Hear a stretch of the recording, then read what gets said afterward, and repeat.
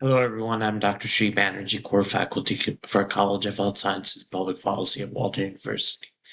And in this segment, I'm going to be going over, since today is National Flag Day, I'm going to be going over the United Nations flag, first of all, which represents all the countries, 190 something countries. And so this is kind of the global international flag. However, I wanted to go over the subject of flag related nationalism. And so flags are representative of a country's pride of the people. And the flag is technically related to a feeling of nationalism, a notion of nationalism. But as the nation state started forming after World War One, these flags also represented, in a way, the identity of a nation was, in a way, an act of war because the identity was related to the people, and so the more wars that took place, that just reinforced the idea that the self versus the other. So in sociology, the people that are in group are more closely attached than the out group. So the out group becomes like Iran and the foreign countries, and the in group becomes the United States from that perspective.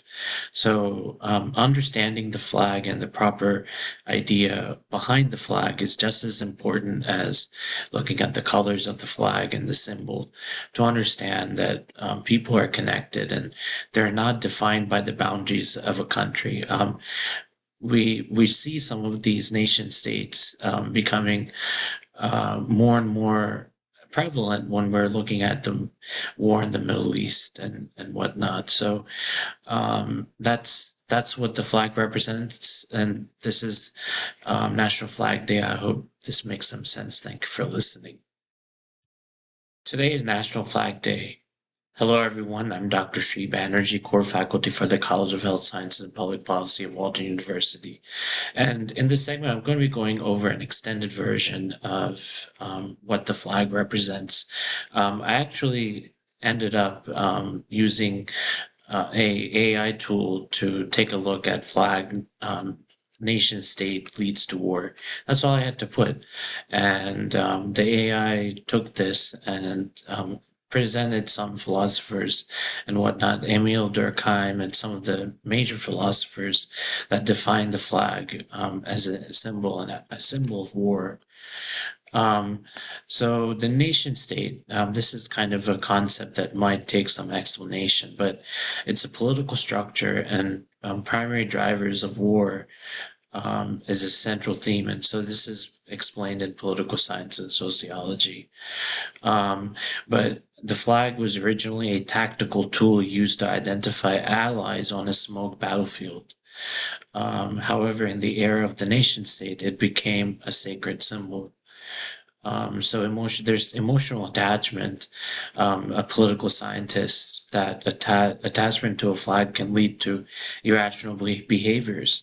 When a flag is treated as a personification of the people, an insult to the flag is an insult to the people, an act that justifies war. And the cult of the dead, Emil Durkheim's theory suggests that national symbols function like religious totems. So totems are like symbols that are used, kind of coming from the totem idea in terms of Native Americans. Wars are often fought to defend the honor of the flag, and the dead are memorialized under it to renew social cohesion for the next conflict.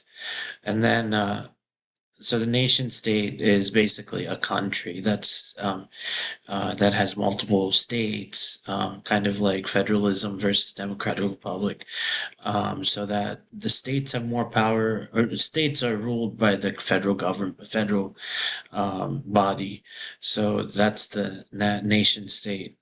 Um, so the nation state model, where here it is, where a specific ethnic or cultural group governs a specific territory, the state. that's statistically linked to the outbreak of war. So, for instance, if we look at the history of the United States, Native Americans were considered a part of the United States, and people waving the United States flag were part of the United States, and those that were Native Americans were not considered as a part of the United States. Even the Confederacy, the Civil War, we see the same thing with flags being developed in the South for the Confederacy.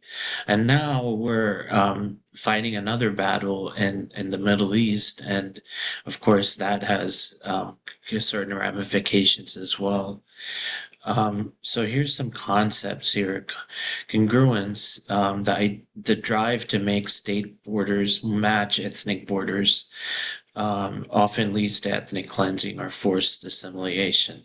And we can see this in Iraq and the Kurds, because the majority of the population, majority of the country was Muslim, and they were a certain group, and the Kurds were a certain different group. And what happened when they drew the boundaries, the Kurdistan was divided into three groups. So in every country they were a minority, and so that caused a lot of ethnic cleansing. Saddam Hussein was actually one of the things that he did is gassed a lot of Kurds and whatnot, killed a lot of them. So this is really has a flag in and of itself has terrible repercussions when we're talking about war. So the Westphalian trap, and this comes from the Peace of Westphalia, the sovereignty established that states have no higher authority without a global referee. States often resort to war to settle interests. So a state, and then congruence, the drive to make state borders match ethnic borders, often leads to ethnic cleansing or forced assimilation. We went over that. And then finally, irredentism, which is a state may go to war or reclaim territory where its nation lives. So Nazi Germany's claim on the Sudetenland, of course, that was something that was a big deal in World War II as to why the conflict went on for that long. And then they go over war.